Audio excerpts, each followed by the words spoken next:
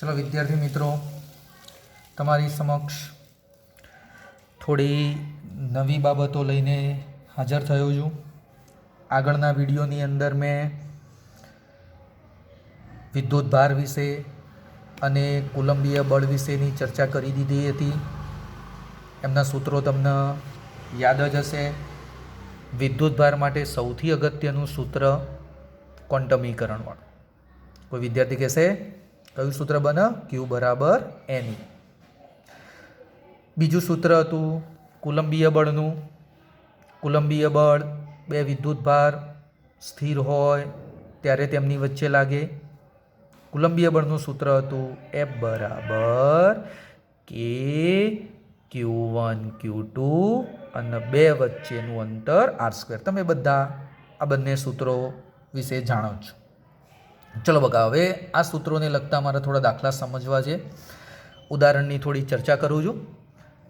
ઉદાહરણ નંબર 1 જો મિત્ર, અહીંયા મેં બધું રજૂ કરી જ દીધેલું છે, થોડું કામ આપણું ઝડપી બને એટલા માટે। જો મિત્ર, ઉદાહરણ 1ની રકમમાં ટૂંકમાં મેં લખેલું છે કે એક ધાતુના ગોળાને મારે સ્પર્શ નથી કરાવો। સ્પર્શ વગર એને મારે ધન વિદ્યુત ભારિત કરવો છે। સ્પર્શ નથી કરાવો અને મારે એને ધન વિદ્યુત ભારિત કરવો છે, તો કઈ પ્રોસેસ બને? બોલો મિત્ર, આ વસ્તુ છે ને તમે ઓલરેડી જાણો છો, આ બાબત ઓલરેડી તમે જાણો જ છો ભાઈ। ખબર છે, તટસ્થ આપણે વિદ્યુત ભાર પ્રેરણની ઘટનામાં આ બાબત ભણાવી દીધેલી હતી। ચલો આકૃતિઓ ધ્યાનમાં લો, તમને બધું ખબર પડી જશે। ચલો પહેલી આકૃતિ શું કહેવા માંગે છે? એક ગોળો મેં ધ્યાનમાં લીધો ભાઈ। એ ગોળો તટસ્થ હતો, એટલે કે જેટલા ધન એટલા ઋણ વિદ્યુત ભાર। જો બોર્ડ ઉપર દેખાય છે 6 ધન વિદ્યુત ભાર છે ભાઈ, અને 6 ઇલેક્ટ્રોન છે, એટલે ઋણ વિદ્યુત ભાર છે। 6 ધન અને 6 ઋણ, તો ટોટલ વિદ્યુત ભાર કેટલો થઈ જાય? 0। ક્યુ બરાબર કેટલો બની ગયો બકા? ટોટલ વિદ્યુત ભાર 0। સિમ્પલ, તટસ્થ ગોળો તો વારંવાર ધન વિદ્યુત ભારિત બનાવો છો। તો બકા આ ગોળાની નજીકમાં મેં એક ઋણ વિદ્યુત ભારિત સળિયો લાવ્યો। જો ભાઈ આકૃતિમાં તમને દેખાય જ છે, પણ ઋણ વિદ્યુત ભારિત સળિયાને સ્પર્શ કરાવવાનો નથી, સ્પર્શ નથી કરાયો। જો બકા થોડો દૂર રાખેલો। જો આ બાબત ધ્યાનમાં લઈએ તો બને શું બને ભાઈ? હા, આ ઋણ વિદ્યુત ભારિત સળિયો ધનને આકર્ષે। જો ધનને આકર્ષે તો આ જો બકા આ 6 ધન વિદ્યુત ભાર જે ખરા ને એ સળિયાની નજીકમાં આવી ગયા, આકર્ષી દીધા સળિયાએ, અને ઋણ વિદ્યુત ભાર આ સળિયાથી કેવા થયા? દૂર થઈ ગયા। જો બકા 6 ઋણ વિદ્યુત ભાર દૂર થઈ ગયા। હવે હું શું કરું છું?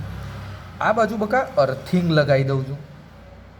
અર્થિંગ શું કરે કે આ ગોળા ઉપર જે વધારાના ઇલેક્ટ્રોન અહીંયા આ બાજુ ભેગા થયેલા છે ને એ બધા ક્યાં ઉતારી દે? જમીનમાં। એટલે આ 6 ઇલેક્ટ્રોન અર્થિંગ વડે ક્યાં ઉતરી જશે? જમીનમાં। બરોબર। ચલો બકા, અર્થિંગ વડે ઇલેક્ટ્રોન જમીનમાં ઉતરી ગયા। હું આ અર્થિંગ દૂર કરી દઉં છું, તો આકૃતિ આ બનશે। જો બકા આકૃતિ આ બની ગઈ। હવે શું થયું? આ ઇલેક્ટ્રોન તો જતા રહ્યા। આ 6 ધન વિદ્યુત ભાર હતા અને આ સળિયો હતો। હજી આ સળિયો આ ધન વિદ્યુત ભારને ખેંચી રાખે છે। જો સળિયો છે ધન વિદ્યુત ભારને આકર્ષી રાખે છે। હવે બકા સળિયો જ હું અહીંયાથી દૂર કરી દઉં। જો ચોથી આકૃતિ, એમાં સળિયો શું થઈ ગયો? દૂર થઈ ગયો। જો બકા સળિયો જ દૂર થઈ જશે તો હવે 6 ધન વિદ્યુત ભાર શું થશે? આખા ગોળા ઉપર વહેંચાઈ જશે। એટલે આ ગોળા ઉપર હવે કયો વિદ્યુત ભાર મને માત્ર દેખાય છે? ધન। ગોળો હતો તટસ્થ, બની ગયો ધન વિદ્યુત ભારિત। જો ભાઈ આપણે રકમમાં એ જ હતું કે ગોળો જે હતો એના ઉપર શું પ્રસ્થાપિત કરવાનું હતું? ધન વિદ્યુત ભાર। આ ધન વિદ્યુત ભાર પ્રસ્થાપિત થઈ ગયું। ઉદાહરણ એટલું બકા ખાસ મહત્વનું નથી, પણ આપણે સમજવાનું હતું। ચલો બકા ઉદાહરણ 2 ઉપર આપણે આવી જઈએ। ચલો ઉદાહરણ 2માં શું કીધેલું છે? બરાબર, ધ્યાનથી જોજો ભાઈ। રકમ તમે ધ્યાનથી વાંચશો ને તો એમાં એવું કીધેલું છે, મેં અહીંયા ટૂંકમાં લખેલું છે કે એક પદાર્થમાંથી બીજા પદાર્થમાં દર સેકન્ડે 10ની 9 ઇલેક્ટ્રોન જતા હોય. જો બકા અહીંયા આકૃતિ હું અહીંયા રજૂ કરું છું. જો ભાઈ, હા, આ ગોળા ઉપરથી 1 સેકન્ડમાં 10ની 9 ઇલેક્ટ્રોન આ બીજા ગોળા ઉપર જાય છે. 10ની 9 ઇલેક્ટ્રોન બકા બીજા ગોળા ઉપર જાય છે. તો હવે મારે શું કરવાનું કીધેલું છે ભાઈ, ખબર છે? હા, અહીંયાથી ઇલેક્ટ્રોન બકા આ બાજુ જતા રહે, આ ઇલેક્ટ્રોન આ બાજુ જતા રહેશે. તો અહીંયા કયો વિદ્યુતભાર બનશે? ધન વિદ્યુતભાર.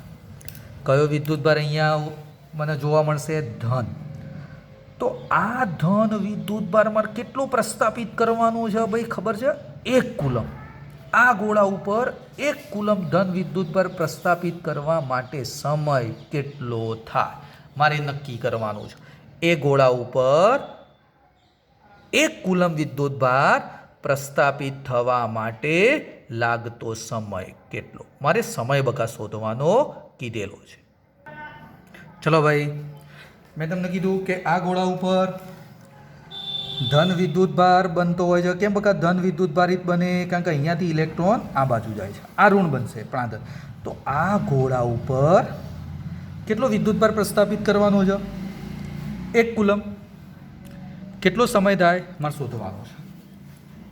ચલો બકા, 1 સેકન્ડમાં ગોળા ઉપરથી કેટલા ઇલેક્ટ્રોન ટ્રાન્સફર થાય છે? 10ની 9 ઇલેક્ટ્રોન. આ ગોળા ઉપરથી 10ની 9 ઇલેક્ટ્રોન બકા અહીંયા ટ્રાન્સફર થઈ જાય છે. તો આ ગોળો પોતે કેવો બને છે? ધન. તો આ ગોળા ઉપર 1 કુલમ વિદ્યુતભાર પ્રસ્થાપિત થવા માટે કેટલો સમય થાય મારે સમય શોધવાનો થશે. ચલો બકા, એકદમ સિમ્પલ સૂત્ર છે. ચલો મિત્ર, હું એમ કહું, આ ગોળા ઉપર 1 સેકન્ડમાં કેટલો વિદ્યુતભાર ઉત્પન્ન થાય મારે નક્કી કરવો છે. જોજો ભાઈ, આ ગોળા ઉપર 1 સેકન્ડમાં કેટલો વિદ્યુતભાર ઉત્પન્ન થાય હું લખું છું. 1 સેકન્ડમાં ગોળાને મળતો વિદ્યુતભાર. ચલો બકા, વિદ્યુતભારનું સૂત્ર, ઓ ભાઈ, વિદ્યુતભારનું સૂત્ર Q બરાબર એની.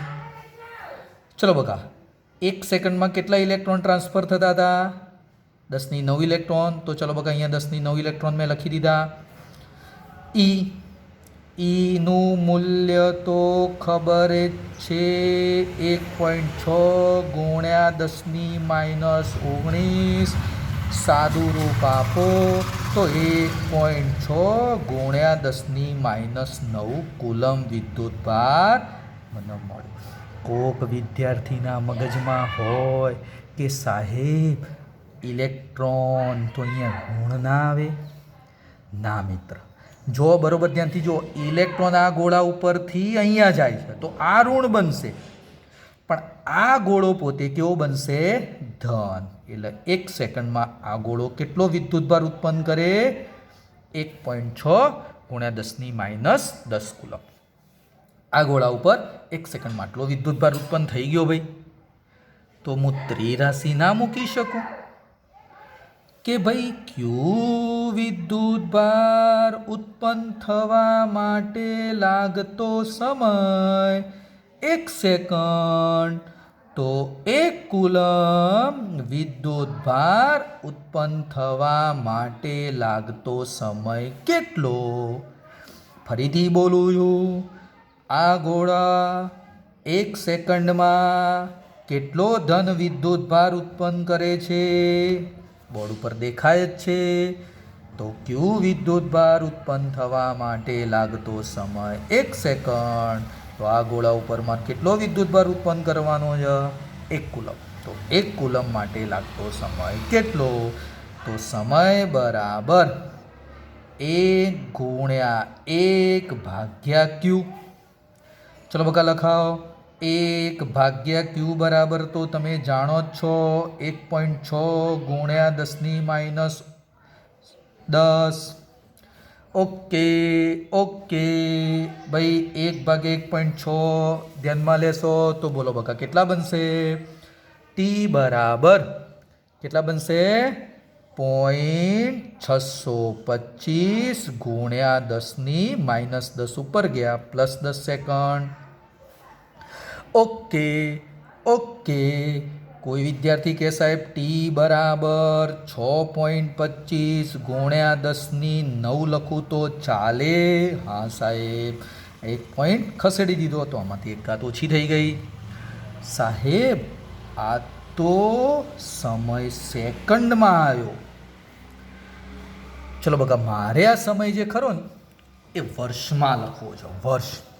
એક કુલમ વિદ્યુત ભાર થવા માટે કેટલા વર્ષ લાગે? તો જોજો ભાઈ, હું અહીંયા લખું છું, ધ્યાનથી જો ભાઈ. ચલો હવે ટી બરાબર 6.25 ગુણ્યા 10⁹. ચલો બકા, સેકન્ડના વર્ષ તો હું કેટલા વડે ભાગું? 1 સેકન્ડના કલાક કેટલા ભાઈ? 3600. તો ચલો બકા, 1 સેકન્ડના કલાક 1/3600. તો ચલો બકા, સેકન્ડ જતું રહ્યું, કલાક આવી ગયા, તો 1/3600. જો બકા 3600 મેં છેદમાં મૂકી દીધા, આ તો કલાક થયા. કલાકના દિવસ, 1 કલાકના દિવસ તો 1/24. તો બકા બીજા મેં 24 વડે ભાગી દીધા. કોક કે સાહેબ 1 વરસ. ચલો બકા, વરસ, દિવસ, 1 વર્ષની અંદર કેટલા દિવસ હોય? 365. તો મેં 365 વડે પણ ભાગી દીધા. આ બકા મને સમા મળી જશે વર્ષ. જો આ કલાક દર ભાગી દીધા 3600 વડે, એટલે સેકન્ડના કલાક. આ દિવસ થઈ જશે અને આ 365 વર્ષ માટે બની જશે. ચલો આનું સાદું રૂપ આપશો ને તો સમથિંગ જવાબ 198 આવશે. સમથિંગ જવાબ કેટલો આવશે બકા? 198. તો 198 કયા એકમમાં મળી જશે? વર્ષ. તો વિદ્યાર્થી કે સાહેબ જવાબ હું આટલો લખી દઉં તો ચાલે, કોઈ ફરક ના પડે. હા, પણ તમારે રકમ જોવાની. રકમમાં એવું લખેલું હોય કે ભાઈ આજે બી લાગતો સમય કલાકમાં અથવા તો વર્ષમાં અથવા તો સેકન્ડમાં કેટલો, તો તમારે એ રીતે જવાબ લાવવો પડે. વર્ષ કીધું હોય તો વર્ષમાં લાવો, કશું ના કીધું હોય ને તો તમે સેકન્ડમાં લાવો ને તો એ કોઈ ફરક પડે નહીં. પણ બને ત્યાં સુધી ચોપડીમાં જે રીતે આપેલું હોય ને તે રીતે લખવાનો આગ્રહ રાખવો. તો ચોપડીમાં જવાબ બકા 198 વર્ષ લાવેલા છે, તો આપણે પણ જવાબ 198 વર્ષ સુધી લાવવા. સેકન્ડમાં લાવો, કોઈ ફરક પડશે નહીં. તો આ મિત્ર આપણો માગેલો જવાબ બની. બોલો બકા, ખ્યાલ આવ્યો? ફરીથી બોલું ઝડપથી. અહીંયા ધ્યાન આલ. ઓ ભાઈ હવે ચલો ધ્યાન આલો. આ ગોળા ઉપરથી ઇલેક્ટ્રોન અહીંયા ટ્રાન્સફર થાય છે, એટલે આ ઋણ બને, ગોળો પોતે ધન બને. 1 સેકન્ડમાં કેટલા ઇલેક્ટ્રોન ટ્રાન્સફર થાય છે? 10⁹. તો ચલો 1 સેકન્ડમાં આ ગોળો પહેલાં કેટલો ધન વિદ્યુત ભારિત બને? આ ગોળો તો લખી દો. 1 સેકન્ડમાં મળતો વિદ્યુત ભાર Q બરાબર Ne. 10⁹ ઇલેક્ટ્રોન જતા રહ્યા, તો 10⁹ ઇલેક્ટ્રોન જેટલો ધન વિદ્યુત ભાર જોવા મળશે. ધન E એટલે 1.6 × 10⁻⁻19 સાદું રૂપ આપી દીધું.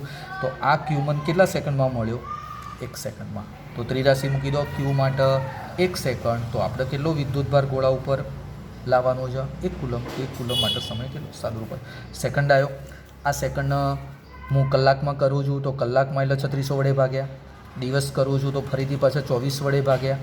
અને વર્ષ કરું છું એટલે 365 વડે ભાગી દીધા. વર્ષ આવી જશે. જવાબ આવી જશે 198 વર્ષ. ચલો ઓકે. એના પછી આવે છે ઉદાહરણ નંબર 3. ચલો ભાઈ અહીંયા થોડું ધ્યાન. ઓ મિત્ર અહીંયા ધ્યાન આપને ભાઈ. ચલો બગા, ઉદાહરણ નંબર 3. ઉદાહરણ નંબર 3 થોડું સમજવા જેવું. ચલો હા, શું લખેલું છે બકા જોજો. એક પ્યાલા પાણીમાં, એક ગ્લાસ, આના પ્યાલો લખ્યો છે પણ આપણે ગ્લાસ સમજ. એક ગ્લાસ પાણી, એ પાણીની અંદર કેટલો ધન વિદ્યુત ભાર હશે અને કેટલો ઋણ વિદ્યુત ભાર હશે મિત્ર મારે નક્કી કરવાનું છે. હવે કોઈ વિદ્યાર્થી હોય બકા, એક ગ્લાસ આમ નાનો વિચારો. કોઈ વિદ્યાર્થી કે ના સાહેબ મારા ઘરે તો ને એક ગ્લાસ આવડો મોટો છે. કોઈ વિદ્યાર્થી કે ના સાહેબ મારે ઘેર તો ગ્લાસ વપરાતો જ નહીં, મારે ઘેર તો લોટા વપરાય આવડો મોટો. હવે મિત્ર જે હોય એની સાથે આપણે લેવા દેવા નથી. અહીંયા એક રકમમાં ચોખવટ નથી કે ભાઈ એક ગ્લાસ એની અંદર કેટલું પાણી લેવાનું. એ રકમમાં ચોખવટ કરી નથી. કોકના ઘરે ગ્લાસ નાનો હોય, કોકના ઘરે ગ્લાસ મોટો હોય. તો આપણે એવરેજ એક ગ્લાસ પાણી લઈએ ને તો એની અંદર લગભગ 250 ગ્રામ પાણી સમાતું. એવરેજ એવરેજ બોલું છું. રકમમાં પણ આપણને આપેલું નથી, પણ ચોપડીના ઉદાહરણની અંદર લગભગ 250 ગ્રામ પાણી લઈ આપણે એને સાદું રૂપ આલવાનું થશે. તો ચલો બકા, સૌથી પહેલાં તો હું ધારી દઉં. શું ધારી દેશો? કે એક ગ્લાસ પાણીનું દળ, ધ્યાનથી જોજો ભાઈ, ધારો કે એક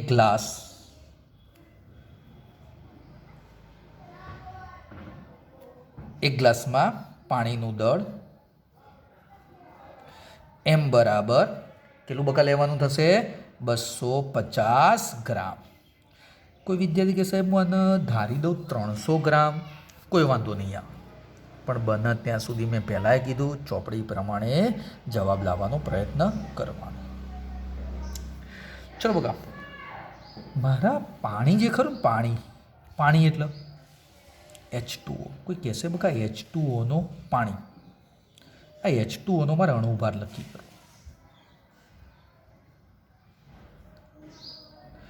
કોઈ કહેશે બકા કઈ રીતે અણુભાર આવશે?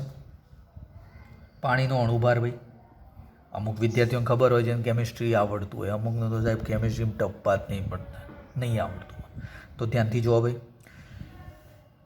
H2O બકા H હાઇડ્રોજનના અણુની જ્યારે વાત કરીએ પરમાણુની, તો 1H1 થાય અને ઓક્સિજનમાં 8O16 થાય. ધ્યાનથી જુઓ ભાઈ. ચલો ભાઈ, H2Oનો અણુભાર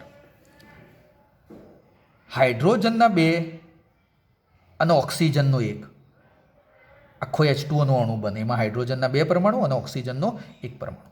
તો બકા હાઇડ્રોજનના 2 છે અને ઓક્સિજનનો 1 છે. જો બકા, હા, આ પરમાણુ ભાર કહેવાય. તો ચલો બકા, આ ઓક્સિજનનો અણુભાર એનો હું દર્શાવી દઈશું M0 ઇઝ ઇક્વલ ટુ હાઇડ્રોજનના 2 જ 1 વત્તા 1 એટલે ટોટલ 2 પ્લસ ઓક્સિજનનો 1 છે.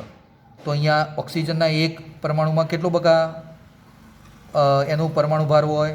તો 16. તો ટોટલ બકા એનો અણુભાર થઈ ગયો 18 ગ્રામ થઈ ગયો. ઓકે. હવે મને કોઈ કહેશે કે બકા આપણે પાણી જે લીધું હતું એ પાણીની અંદર કેટલું દળ હતું? 250 ગ્રામ. અને એક H2O અણુનું દળ એટલે એનો અણુભાર 18 ગ્રામ. બકા તમે બધા જાણો છો કે અણુભાર જેટલું દળ હોય તો એમાં અણુઓની સંખ્યા કેટલી? બકા અણુભાર જેટલા દળમાં અણુઓની સંખ્યા એવોગ્રેડો અંક જેટલી. તો ધ્યાનથી જુઓ ભાઈ, બધા જાણે છે M0 દળ એટલે આને કયું કહેવાય? અણુભાર જેટલું દળ. તો આ દળની અંદર મિત્ર અણુઓની સંખ્યા, કેટલા અણુઓની સંખ્યા? તો એવોગ્રેડો અંક જેટલી. એટલે હું લખી દઉં બકા એને. આપણે ટોટલ પાણીનું દળ કેટલું હોય? M દળ. તો M દળ માટે અણુઓની સંખ્યા કેપિટલ N કેટલી? ચલો બકા, કેપિટલ N કેટલી બની જશે? M/M0. આ મને શું મળ્યું બકા? કોઈ કહેશે આ શું મળ્યું? 250 ગ્રામની અંદર આટલા અણુઓ રહેલા છે. તો કોકે સાહેબ સૂત્ર આવી ગયું. કયું સૂત્ર? Q બરાબર એની. ઓકે સાહેબ, આપણે Q બરાબર એની સૂત્રમાં ચલો આ N આવી ગયો. શું આ N મૂકી દઉં મને જવાબ મળી જશે? ના ભાઈ, આ સૂત્ર અત્યારે વાપરી શકાશે નહીં. આ N તો શું દર્શાવે? અણુઓની સંખ્યા. જ્યારે આમાં N શું દર્શાવે? ઇલેક્ટ્રોન પ્રોટોનની સંખ્યા. તો કહેવાનો મતલબ શું? મારા કેપિટલ Nની અંદર કેટલા ઇલેક્ટ્રોન કેટલા પ્રોટોન હશે મારે એ નક્કી કરવા પડશે. ચલો બકા, એ નક્કી કરવા માટે ભાઈ ધ્યાન આપી દો. હું એમ કહી દઉં કે H2O, આ H2O જે બકા અણુ છે ને એની અંદર કેટલા ઇલેક્ટ્રોન હોય ને કેટલા પ્રોટોન હોય. બંને સમાન જ હોય, પણ બરાબર ધ્યાન આપી દે. હું પહેલાં પ્રોટોનની સંખ્યા નક્કી કરું. જેટલા પ્રોટોન હશે એટલાને એટલા ઇલેક્ટ્રોન હશે. બરાબર, પહેલાં ધ્યાન આપી દો ભાઈ. ચલો H2. તો કોઈ કહેશે જો હા સાહેબ આ 1H1 છે, તો આ શું દર્શાવો? પ્રોટોનની સંખ્યા. કેટલા પ્રોટોન છે? H2 એટલે મતલબ 2 પ્રોટોન છે. અને ઓની અંદર ઓક્સિજનમાં કેટલા પ્રોટોનની સંખ્યા છે? 8. તો ટોટલ H2 અણુઓમાં 2 પ્લસ ઓક્સિજનના કેટલા? 8. તો ટોટલ કેટલા પ્રોટોન? 10 પ્રોટોન. 10 પ્રોટોન હોય ને તો બકા 10 ઇલેક્ટ્રોન પણ હોય. ચલો બકા હું પ્રોટોનની ચર્ચા કરું છું. પ્રોટોન માટે આપણે થોડો દાખલો ગણીએ. તો મિત્ર મને ખબર પડી ગઈ કે H2O અણુમાં 10 પ્રોટોન હોય તો આપણે બકા H2Oમાં કેટલા અણુઓ હતા? N. તો N અણુઓમાં કેટલા પ્રોટોન હશે? જોજો ભાઈ, ત્રિરાશી મૂકું છું. ચલો ભાઈ, એક અણુમાં H2Oનો આ એક અણુ, તો એક અણુમાં 10 પ્રોટોન છે. તો આપણે ટોટલ કેટલા અણુઓ નક્કી કર્યા હતા? N અણુઓ. તો N અણુમાં કેટલા પ્રોટોન? તો હું એને લખી દઉં બકા, N બરાબર કેટલા પ્રોટોન હશે. તો ચલો બકા, કેપિટલ N બરાબર શું લખી શકાશે? હા બોલ ભાઈ, N ગુણ્યા 10 ભાગ્યા 1. ચલો બકા, N કેટલા હતા? તો Na ભાગ્યા M0 અને ગુણ્યા 10. આ મને શું મળી ગયા બકા? પ્રોટોનની સંખ્યા. કેટલા પાણીમાં? 250 ગ્રામ પાણીમાં. કેટલા પાણીમાં? 250 ગ્રામ પાણીમાં કેટલા પ્રોટોનની સંખ્યા મળી ગઈ? N પ્રોટોનની સંખ્યા બકા મને મળી ગઈ. હવે જેટલા પ્રોટોન હોય એટલા ઇલેક્ટ્રોન હોય. તો ચલો હવે સિમ્પલ દાખલો, એકદમ સિમ્પલ. હવે મને કહો, N પ્રોટોન માટે કેટલો વિદ્યુત ભાર બને? તો ચલો લખાઈ દો મને. આ બાજુ બકા લખી દઉં છું. 1 ગ્લાસ પાણીમાં મળતો વિદ્યુત ભાર. ચલો Q બરાબર Ne. જો બકા, મળતો ધન વિદ્યુત ભાર લખો. તો ધન વિદ્યુત ભાર માટે મારે કઈ સંખ્યા લખવાની? પ્રોટોનની સંખ્યા. જો ભૈયા, પ્રોટોનની સંખ્યા. કોક કે સાહેબ ઋણ વિદ્યુત ભાર વધુ હોય તો આટલા ને આટલા શું છે? ઇલેક્ટ્રોનની સંખ્યા. ચલો બકા, N બરાબર M શું બન્યું બકા? Na ભાગ્યા M0 ગુણ્યા 10. અને આ કયું પદ આવી ગયું બકા? E. ચલો ખાલી કિંમતો મૂકો. ચલો બકા, M એટલે જોવા લખેલું સ્ટાઇલ 250 ગ્રામ. 250 ગ્રામ. ચલો Na 6.023 એવો ગ્રેડો અંક બકા, 10⁻23 ગુણ્યા 10 ગુણ્યા E 1.6 ગુણ્યા 10⁻19 ભાગ્યા M0. ચલો M0 અણુભાર જો બકા, મેં અહીંયા પહેલાંથી જ નક્કી કરી દીધો હતો. કેટલા ગ્રામ કીધો હતો? 18 ગ્રામ. જો અણુભાર M0 કેટલો છે બકા? 18 ગ્રામ. તો ભાગ્યા કેટલા આવી ગયા બકા? 18. ચલો આનું સાદું રૂપ આલશો ને તો સમથિંગ જવાબ 1337.7. અને 10ની ઘાત તમે જોશો ને તો 23/19 એટલે 10ની કેટલી ઘાત વધશે બકા? 4.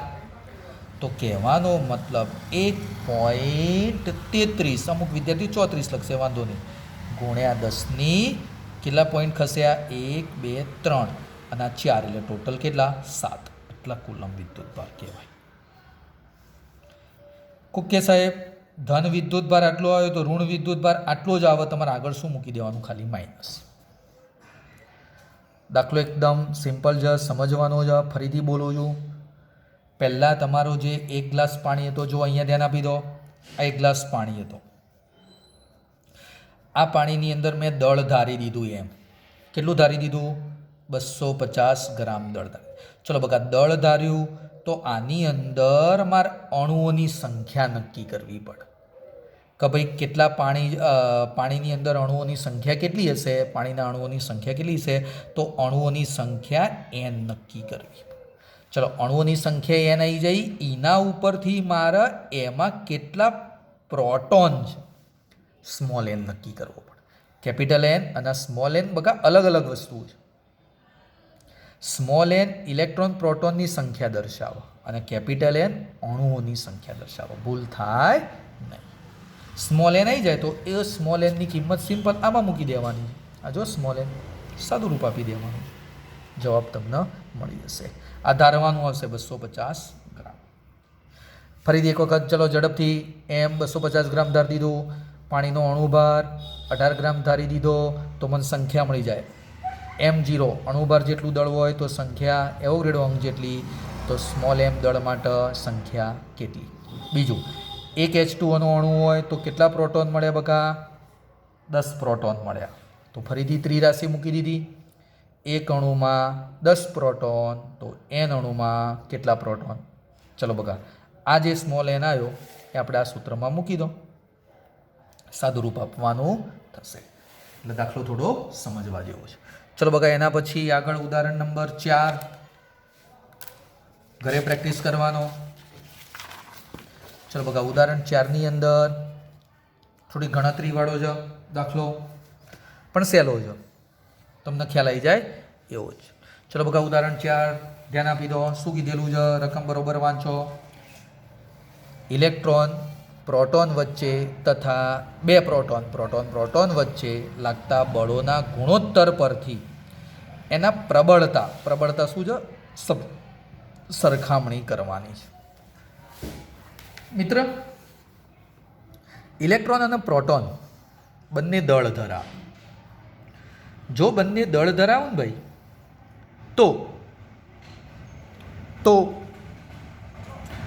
બંનેની અંદર બે પ્રકારના બળો લાગે. મેં આગળ તમને કીધું હતું સ્ટાર્ટિંગમાં, પહેલો ટોપિક આપણો હતો કે દળના કારણે ગુરુત્વાકર્ષણ બળ લાગશે અને ઇલેક્ટ્રોન પ્રોટોન વિદ્યુતભાર ધરાવે છે, વિદ્યુતભારના કારણે કુલંબીય બળ લાગશે. તો આ બંને બળનો મારે ગુણોત્તર લેવાનો છે. ફરીથી બોલું છું, આ બાદ ધ્યાન આપી દો. ચલો બકા ઇલેક્ટ્રોનનું દળ અહીંયા ધ્યાન આલો. પહેલાં ઓ ભાઈ જો ને અહીંયા આ બાજુ જો એમી એટલે ઇલેક્ટ્રોનનું દળ. ચલો બધા જાણે છે કેટલું? 9.1 ગુણ્યા 10⁻31 કિલોગ્રામ. ચલો એવી રીતે ભાઈ પ્રોટોનનું દળ MP. ચલો બકા કેટલું આવશે? 1.67 ગુણ્યા 10⁻27 કિલોગ્રામ. બરોબર. જો આકૃતિ થોડી સમજી લો. માની લો અહીંયા એક ઇલેક્ટ્રોન છે અને અહીંયા એક પ્રોટોન છે. બંને વચ્ચે અંતર આપણને R આપી દીધેલું છે. હવે જો ઇલેક્ટ્રોનનું દળ Me, પ્રોટોનનું દળ MP. એટલે દળ આવ્યું, અંતર આવ્યું, તો ગુરુત્વાકર્ષણ બળ લાગે.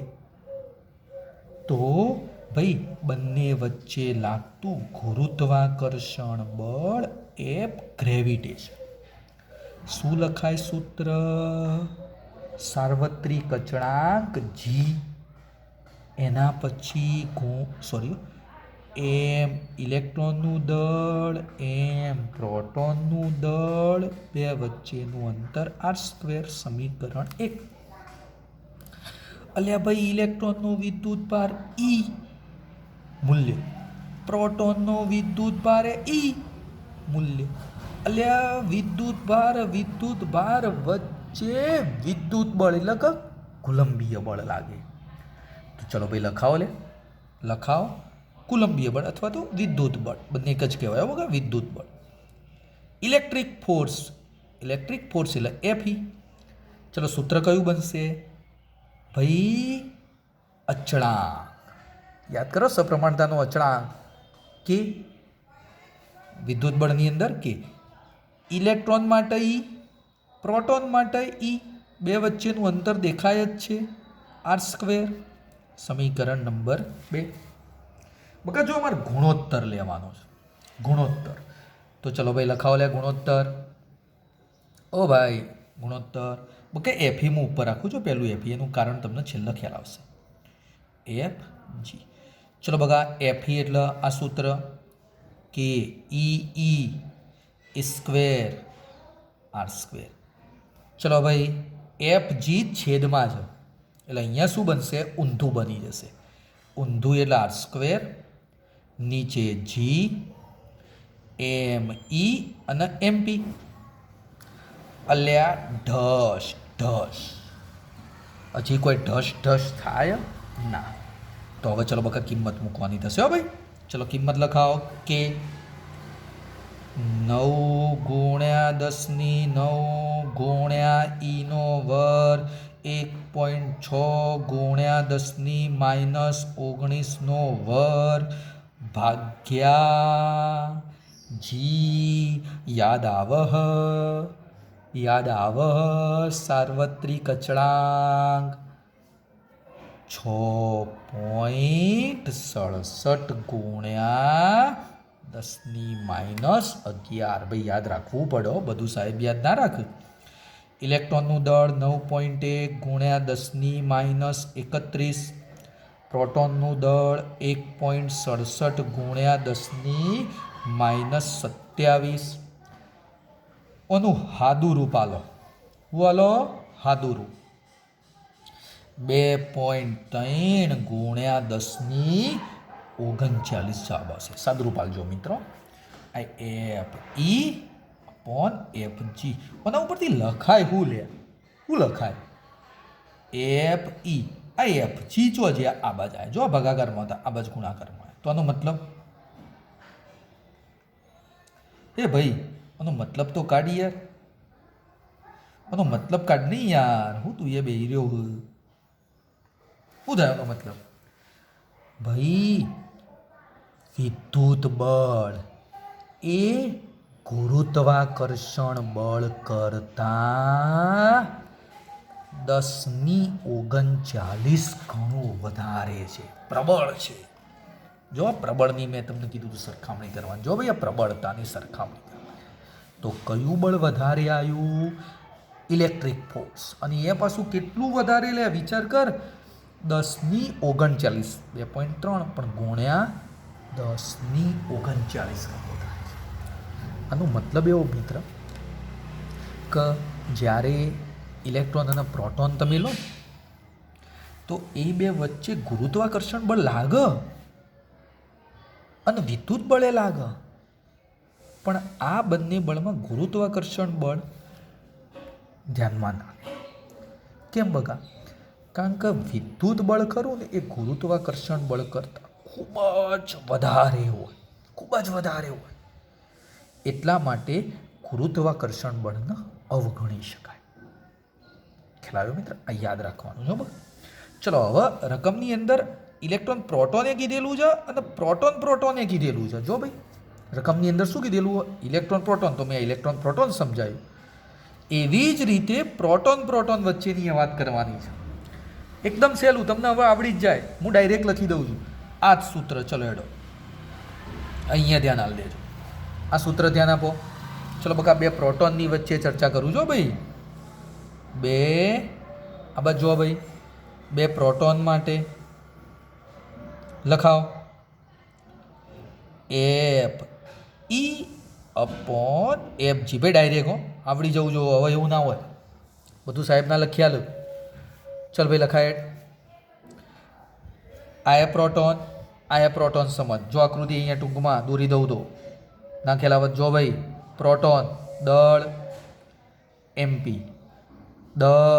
એમપી, વિદ્યુતભાર ઈ, અંતર આર. જો ભાઈ ફરીથી બોલું છું, દળ એમપી બંને પ્રોટોન છે, વિદ્યુતભાર ઈ અને અંતર આર. ચલો સાદુરૂપ આલો. એફ ઈ કે ઈ સ્ક્વેર. ભાઈ ખબર પડી? એક વિદ્યુતભાર ઈ, બીજો વિદ્યુતભાર ઈ, Q1 Q2 એટલે ઈ સ્ક્વેર અંતર આર સ્ક્વેર. ભાઈ આ વ્યસ્ત છે એટલે પહેલાં આ રીતે આવે જી. આ બાજુ અહીંયા ખ્યાલ આવે એવું જ, પણ બંને પ્રોટોન છે એટલે એમપી એમપી એટલે એમપીનો સ્ક્વેર, અને ઉપર કયું પદ આવી જશે બકા? R square. જો અહીંયા આર સ્ક્વેર. ઢસ ઢસ કિંમત મેલ દે, ઝડપથી કિંમત મેલાવો ભાઈ. સાદું રૂપ આલ દે. કે 9 ગુણ્યા 10⁹ ઈ 1.6 ગુણ્યા 10 - 19 વર્ગ.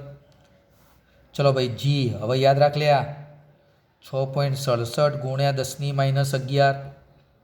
હજી આગળ જો ભાઈ એમપી 1.67 ગુણ્યા 10 - 27 અને એનો વર્ગ મિત્ર, એનો વર્ગ.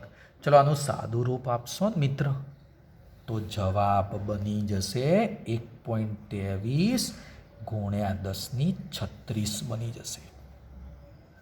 આપણે ગુણોત્તર ધ્યાનમાં લઈએ. બોલવું હોય તો શું બોલાય? આર્યો એફ જી અહીંયા તો એફઈ એફજી કરતાં લગભગ કેટલો બકા? 10⁻36 ગણો વધારે થાય. હવે આની અંદર એક બી વિભાગ પણ છે. બી વિભાગની અંદર એવું કીધેલું છે બગો મિત્ર, ધ્યાનથી જોજો. બી વિભાગ આ બાજુ ભાઈ, આ એ વિભાગ મેં પૂરો કર્યો. આ દાખલામાં એક બી વિભાગ છે. આકૃતિ હું સમજાવું છું, ધ્યાનથી જો ભાઈ. એક ઇલેક્ટ્રોન લેવાનો, એક પ્રોટોન લેવાનો. જોજો ભાઈ, એક ઇલેક્ટ્રોન છે, એક પ્રોટોન છે. બંને વચ્ચેનું અંતર આર. બંને વચ્ચેનું અંતર બકા કેટલું કીધેલું છે? આર. અને આર આપણને આપી દીધેલું છે. બરોબર, ધ્યાન આપો ભાઈ. આર બરાબર 1 એંગસ્ટ્રોમ. 1 એંગસ્ટ્રોમ એટલે 10⁻10 મીટર. હવે મિત્ર મને એવું કીધેલું છે કે ઇલેક્ટ્રોન પ્રોટોન એટલે ઋણ આવે, આ ધન આવે, બંને વચ્ચે આકર્ષણ થાય. જો આકર્ષણ થાય તો બંને એકબીજા તરફ ગતિ કરે. તો ઇલેક્ટ્રોન જ્યારે આ બાજ ગતિ કરે ને તો એનો પ્રવેગ કેટલો, અને પ્રોટોન આ બાજ ગતિ કરે ને તો એનો પ્રવેગ કેટલો? એ પ્રોટોનનો પી. બંને વિદ્યુત ભારના પ્રવેગ નક્કી કરવાના છે. પણ બકા પ્રવેગ ક્યારે લાગે? પ્રવેગ ક્યારે ઉત્પન્ન થશે? બંને વિદ્યુત ભાર ઉપર વિદ્યુત બળ લાગે ને ત્યારે આ પ્રવેગ ઉત્પન્ન થયો. વિદ્યુત બળ લાગ્યું ત્યારે પ્રવેગ ઉત્પન્ન થશે. એ સિવાય તો કોઈ આ બંને વચ્ચે કોઈ ઓટોમેટિક પ્રવેગ લાગવાના ના. બંને વચ્ચે આકર્ષણ થયું, અને આકર્ષણ કોના કારણે થયું? પેલા વિદ્યુત ભારોના કારણે, વિદ્યુત બળના કારણે. તો સૌથી પહેલાં મગા હું વિદ્યુત બળ શોધી દઉં. ચલો, બંને વચ્ચે લાગતું વિદ્યુત બળ. ચલો, વિદ્યુત બળનું સૂત્ર લે. એ બરાબર કે આઈ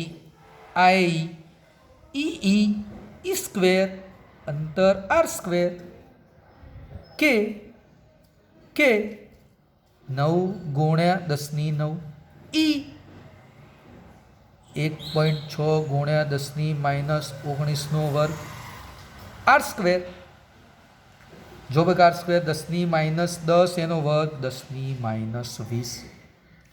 તો બકા એફનું મૂલ્ય 23 ગુણ્યા 10 - 9 ન્યૂટન. ચલો બકા, એફ 2.3 ના લખી શકાય? 10 - 8 ન્યૂટને આવી જશે. ઓકે.